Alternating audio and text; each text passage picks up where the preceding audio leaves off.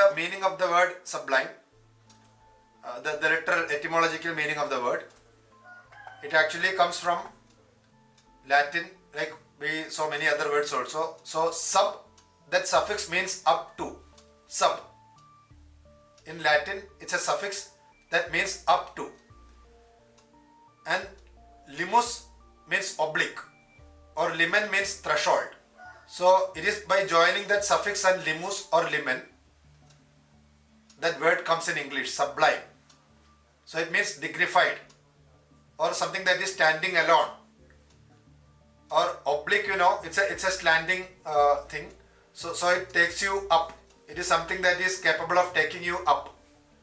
So that is how the meaning of the word comes, the literal etymological meaning. Limen or limus. These could be the words from which these words adding to sub gives the word sublime. Sublime is in Latin, sublime in English. Okay, so there are 5 principal sources of elevated language which he discusses. After going through that, we will be concluding the session. There are 5 principal sources of elevated language. So one is greatness of thought, second is vigorous treatment of passions, and the third is skill in employing figures of thought and figures of speech, and fourth is noble diction, and fifth is majesty and elevation of structure. So these are the 5 principal sources of elevated thought or elevated language, or the sources of sublime. The greatness of thought. What is the greatness of thought? We said so many examples, so you understand what is the greatness of thought. I would say one more example. So the greatness of thought consists in the power of forming great conceptions. He gives an example of Xenophon. I will give you an example of Surdas. Do you know Surdas? Have you heard of Surdas? Those who learned Hindi, they must have learned any poetry of Surdas. He comes from the period of Bhakti movement. So there are so many hymns from him in praise of Krishna. So Surdas was a 15th century poet. And do you know what is special about him? What is his peculiarity? Anybody knows what is special about Surdas? Yeah, he was blind. Madhulika knows it. So he was a blind poet. And I have read a story about him. He was blind and he was very devoted to Krishna. And in an incident, at the end of an incident, he had the vision of Krishna.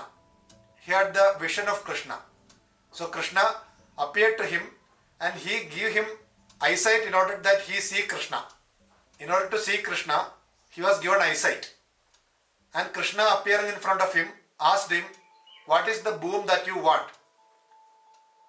He asked Surdas to ask anything. Ask for any boon. So Krishna is God and Surdas is his devotee. So I will give you anything that you ask for. Ask any boon from me. You know what was the answer by this blind poet Surdas? "Oh Lord, I have seen you. My greatest wish is accomplished. And I don't want to see anything else with my eyes that saw you. So make me blind again." You understand? So make me blind again, so that I will not see anything other than you. The only vision, the one and only vision I have with my eyes is of my Lord Krishna. I don't want to see anything else. So it's a great thought. So the power of conceiving such thoughts is very important. The power of conceiving that kind of thought is required in order to attain greatness of thought. The power of forming great conceptions. The second one is vigorous treatment of passion. Vigorous treatment of passion. So vehement and inspired passion. Actually, he refers to 2 kinds of passion, and not all kinds of passion lead you to sublime, because there are passions of a higher order and of a lower order. So passions of a higher order and of a lower order.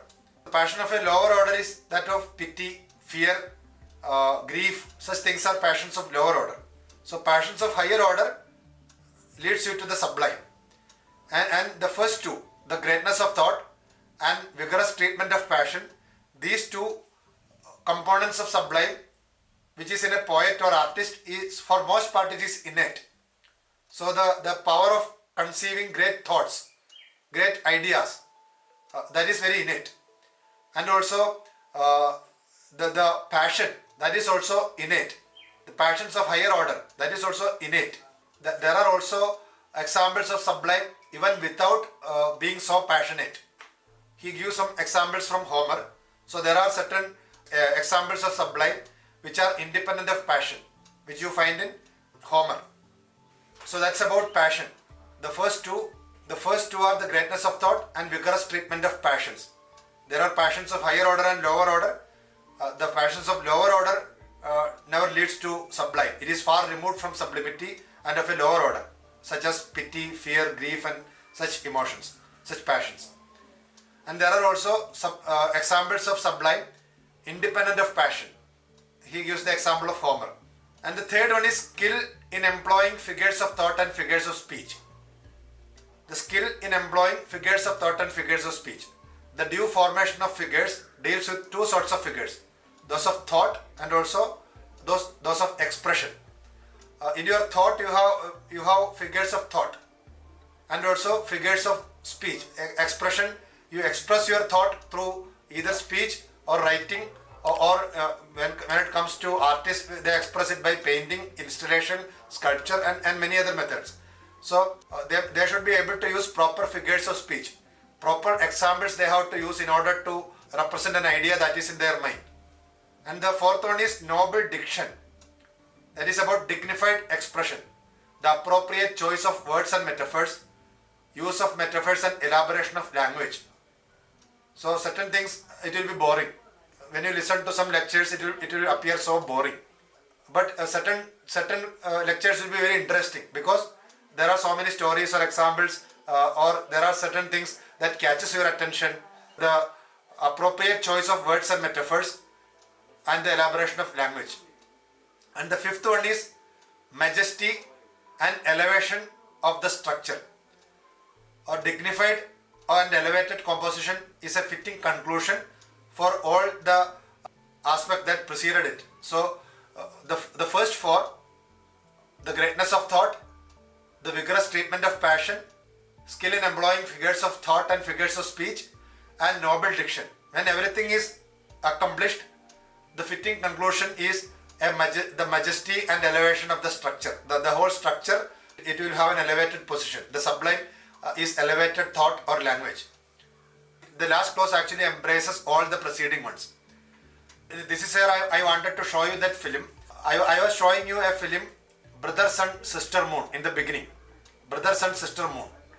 It's the story of Saint Francis. Have you heard of Kazantzakis? He is a Greek novelist. There is a novel called Saint Francis written by him. And actually this is not from that novel that film comes. It's the story of Saint Francis of Assisi. I will briefly say what I wanted you to see actually. So what I wanted to see from the movie was, some of you saw already, some of you are yet to see. So Francis undergoes some kind of depression and his parents want him to be recovered. And they are praying for him, they are waiting for that. And once he is recovered, he is the only son of those parents, very rich parents, who are textile merchants in Italy, in Assisi. So what you see is his father, Francis' father, actually want to entrust the entire business of his to Saint Francis. So Francis is going to inherit all the riches of his father, all the business of his father. But he is not happy, like you saw in the case of Buddha. Though everything is given to him and he can well marry that beautiful woman who was a lover. Her name is Claire. So he can marry her also. But he is not happy about any such things. Somewhere he finds something lacking. And actually when he sees the servants or the slaves who is working in the textile factory, in the textile production unit of his father, he feels for them, he feels an empathy for them. And whenever he goes out, he sees so many poor people and he his heart has a longing for them. So what he does is, one day he goes to the textile showroom of his father, and he is beating him up. He is brutally beaten up, and his mother cries out, and he is taken to the bishop who is also acting as a judge in the city. So that is the film that you saw, and actually the film is a beautiful film, a very old film I collected from some other sources. The print, the quality of the film is a little bad, but the film is very beautiful. Franco Zeffirelli. So I will take you to one more clip. I will take you to a part of the clip. I will call your attention to a small part. Others may watch again and try to understand what I am saying. So if you look at his face, he is being beaten up, and he looks so happy about being beaten up. You understand? Usually when somebody is beaten up so brutally like that, in the way Francis is being beaten up, nobody could laugh like this, smile like this. And that smile is coming from inside. It's an inner joy that is flowing out. You understand? Are you getting the point? So it is the inner joy that is coming out.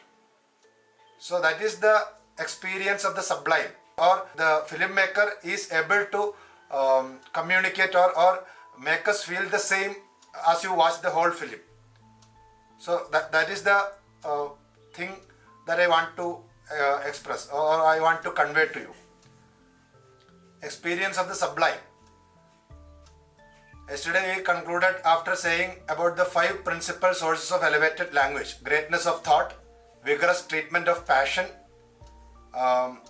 skills in employing figures of thought and figures of speech, noble diction, and majesty and elevation of the structure. So I just tried to understand how these principles are being employed in this movie or any other movie which you may find. Not only in movie, in a painting, in a poetry, in a novel, in a story, there can be elements of the sublime which erupts and perverts the reader or viewer. Okay, so that is the idea of sublime which Longinus puts forward. And the rest of the movie you may see. I think this movie is available on YouTube perhaps. So if you want to watch the whole movie, you can see it. So sublimity is the echo of the great soul. For the elevation of mind, we have to nurture our souls to thoughts sublime and make them always pregnant, say with noble inspiration. So it is the echo of the spirit, echo of the great soul. So we have to nurture our souls with noble inspirations and keep our soul always pregnant with noble inspirations. I hope this is clear to you. So because it is coming from the inner soul of the author, and it is and the author or filmmaker or artist will be able to cause the same kind of emotion to come up also in the mind of the reader or in the mind of the viewer.